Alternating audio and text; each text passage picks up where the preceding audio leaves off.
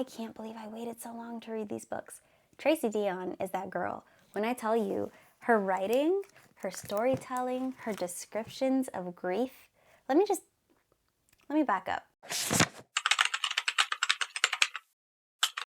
Just a couple weeks ago, when I started talking about my 25 books for 2025, I said that I would read Legendborn, the Legendborn series. Even in that video, I said I'm probably going to read Legendborn in January, and then Bloodmarked in February, and then I stopped myself because I know myself at this point in my life. I knew that I was not going to have the control it took to pause for any amount of time between book 1 and book 2 and then pick back up later. I should have known. I read them immediately back to back. I took no breaks in between. I closed the last page of Legendborn and then I opened the first page of Bloodmarked, and I don't have a solitary regret. I can't believe I waited so long to read these books. Tracy Deonn is that girl. When I tell you, her writing, her storytelling, her descriptions of grief, let me back up. Before I get into anything really deep, I just want to give a general recommendation.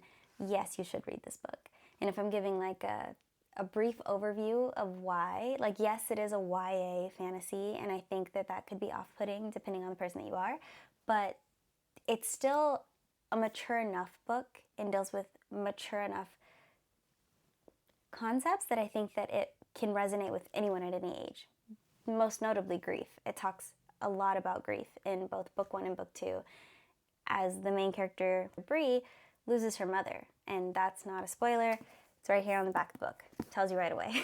There is a magic system in this fantasy, but it's not so complex that you can't follow it, and it's not so intimidating that if you haven't previously read fantasy novels, you're off-put to this fantasy novel. Even when Legendborn, the first book, is super expositional, it's not so expositional that it's boring. It's exposition in a way that still feels like you're invested. It's more so Bree discovering it and us discovering it alongside her. It's really, really well done exposition. And where the main character is a 16-year-old girl, it's not too immature or too mature.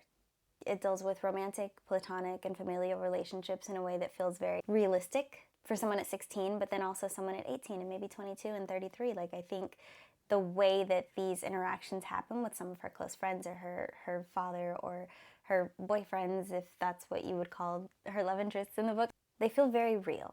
If you've heard any other summaries of the book, you probably have heard about the King Arthur lore. Yes, that is deeply embedded. That's the primary central theme of the story, but it's not something that you need a huge amount of background on to even be able to follow. And I'll give you the little nuggets of background that you do need when I kind of get into the breakdown of the book. Another kind of big central point is the fact that the main character is a 16-year-old black girl in North Carolina who is getting involved with a historically white secret society. So it does touch on those complexities, but the way that it addresses them is done so in a way that anyone who's ever felt even remotely othered can relate to Bree's position and the way that she handles situations, in the moments that she freezes and in the moments that she reacts. You feel that, and I think it's really well done. Hats off to Tracy Deonn. I will be recommending this book forever for everyone who even suggests that they want to read fantasy. And not just this book, I mean this series in general. It's one of those that don't suffer from the second book kind of trailing, because it didn't. It was just as perfectly paced. Oh God, the pacing? The pacing is incredible. It is incredible. I feel like every time I turned a page, every new chapter, there wasn't that period where you're just kind of like, nothing's really happening here. Something was happening all the time, but it was not, there weren't any storylines or any little vines off the primary story that felt like it was taking away from my experience with the book. I don't have anything negative to say. I know that I'm not super critical when I'm reading things. I'm not incredibly demanding of what the author wants to tell in the story or how they want to tell the story, but I can say with some confidence that you would be hard-pressed to find too many negative things to say about The writing, the characters, the story, this series is absolutely incredible. If I had to give a summary in just some words, I would say that it is about a 16-year-old black girl whose mother passes away, so she goes off to a North Carolina college where she finds herself ingrained in a secret society that may or may not have something to do with the passing of her mother. They tell you everything that you need to know about the lore of King Arthur. But I will say, if you watched that movie that used to come on either right before or right after Dragon Ball Z when we were like kids, it was called The Sword and the Stone, right? Fact checking myself in real time. Wow, yes. The 1963 the 1963 animated movie The Sword and the Stone is what I'm talking about right now. And if you've watched that, then you know essentially a little bit about King Arthur, and it'll get you through. Bree is a main character that you will absolutely love and care for. She is so resilient, but not so unbelievably resilient. She's incredibly tough beyond her strengths that come from, I will not disclose. She's just a tough girl. She's going through the grieving process, and we get to grieve alongside her, and some of the stuff that she says as she describes her grief for the loss of her mother feels so real as someone who has experienced a serious loss in my own life. I can say with some complete honesty, the way that she describes someone being gone is very well done. A lot of that comes from Tracy Deonn's personal life, which kind of goes into the author's note part of the book, where she does talk about how Bree's story is a little bit like her own story. So yes, all in all, I highly recommend it. I think you'll have a good time if you decide to pick them up. And Oathbound does come out on March 4th, and so if you would like to be part of the rest of this fandom that is obsessed with these books, I can assure you that if you're willing to just give up a little bit of your sleep and stay up until 2 a couple times, you could probably power through in just about a week and a half. That's just speaking from personal experience. I've gone back and forth with how to do the second half of this video, and I think I'm going to keep it really light. I may drop some spoilers in here, but I will try really hard not to. And if I do, I will put a little time jump on the screen to make it easier for all of us, because I was going to try to do it full of spoilers, and then I was like, I don't want to retell the whole story, but then I was going to do it without spoilers, and I was like, I just did that in the first half. Legendborn, at least the whole first half of Legendborn, is such a deep exploration of grief.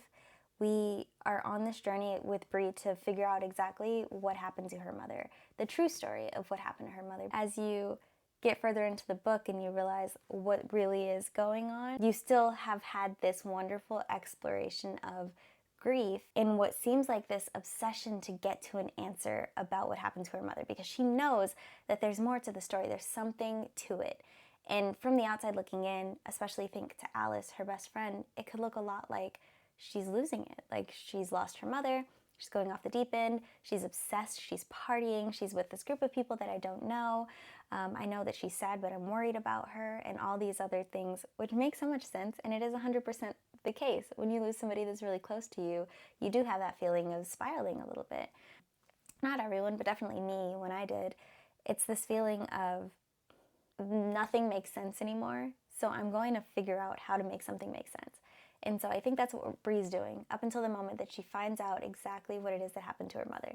There's a little bit more to the story still, but until she finds out, it was essentially what it was. Trying not to spoil it. It slowly transitions from being a story about grief to maybe a story of revenge or honor in some regards, where she feels the need to avenge or honor her mother. And I think that that is interesting. Another thing that I think is very interesting is the growth that's happening within Bree as a person. She's a 16-year-old girl, she's off at college, she's meeting all these different kinds of people, and she's encountering this feeling of otherness that you will experience in life from time to time. And the way that she handles it, we get to see moments of her doing this like fight, flight, or freeze. At different times, it depends on the scenario, who's around, and what has happened prior to, whether or not she fights or flights or freezes. No matter what decision she makes at that moment, even if you're a little bit frustrated with her for not making the same one you would have, you do understand why, and you get to see the complexities of how it feels to be on the other side of otherness, where maybe you're in a room full of people and this person is specifically calling you out, and you know that you have to react a certain way in order for people not to assume that you are another way. It's this wanting to get out of character just one time to really stick it to another person, but also trying to like keep it together so that people don't assume the things that they already assume about you. And so sometimes you're like, defend yourself, defend yourself, defend yourself. But then you also see that like it's not so simple. It's not always so simple. She played her cards very well, beginning to end, I think. In book one, she played her cards very well. But it definitely caught me off guard with the ending. I anticipated most of what we got in book one. The grief, the storyline, I kind of started picking up on where we were going. I didn't know why some of the things were happening that were happening, but once I did, I was like, okay, Brie, okay, I get it. There's a beautiful part in here in which her mother has left a memory for her to discover. That may be a spoiler, but please know that it is the most beautiful chapter. It's tabbed right here. I read it like 3 or 4 times, and then I read it out loud to my husband because it was so well done and well thought out. There are no notes for that part. Closer to the end of the book, we get some incredible revelations, and then we get to the very end of the book and we get the biggest revelation of all. The pacing stayed consistent. I didn't feel like I was leaving anything or missing anything. I didn't feel like it was too fast or too slow. I felt like we were getting something new on every page, but it wasn't so overwhelming that when like the big reveal happened, it still felt like I didn't just drink from a fire hydrant. It felt like, oh, this is important, this is important. All these things are important, but they're cohesive, and I'm understanding what's happening here. The last 150 pages of this book actually had me on the edge of the couch downstairs at 2 o'clock in the morning because I wasn't sleeping. I was so locked in. Overall, this was just one of the best books that I've read in years. Just one of the best. I don't know, it was one of the best. Oftentimes you pick up the second book in a series and you're like, there's no way that this is going to be anything like its predecessor and I'm going to be disappointed, but that is not what happened here. Bloodmarked came in hot and it stayed hot. The pacing was incredible. We were advancing in a story in a wonderful way. We got so much more of the lore of the world of the Arthurian legend. We got more information about we spent so much time with Sel. I'm going to avoid spoiling it, but I just want you to know that the people that we do get to spend time with in this book are some of my favorite characters ever that I can think of in series, in any series. I think that's a big statement, but as of right now, I think these are, wait a minute, I can say with some confidence that these are probably some of my favorite characters. And if you've read the book already, you know who I'm talking about. It's the quartet that we get to hang out with. They are so good. Is it just 4 of them? I think it's just 4 of them. So good. Bree being one of them, obviously. Sel is another one, but I can't tell the last 2-ish people because I don't want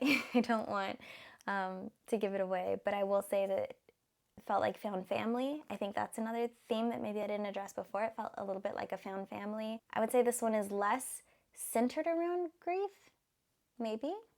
I think it's maybe a different part of grief.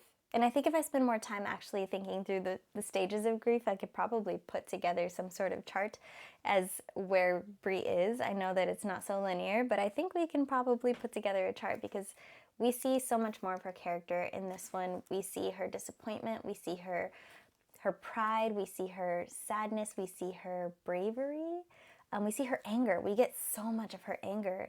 And the ending of this one felt like it made sense. I think it could have been something that maybe would piss people off a little bit, but it didn't piss me off at all. Actually, I completely understood where Brie was coming from, and I think that the decisions that she made, while controversial, were the best for her. I completely understand why she made the decision she did by the end of this book. And so I'm excited to see where Oathbound takes us because I can only imagine that I'm going to love Bree even more. I'm going to do a whole predictions video about what I think happens in Oathbound, but in general, I just wanted to do a brief FYI. If you're thinking about getting on the Legendborn train before the Legendborn train stops at Oathbound, you should do it. I highly recommend it.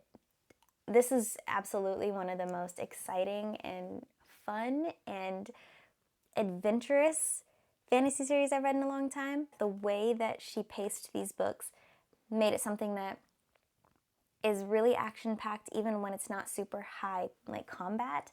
I know a lot of people don't like to read combat.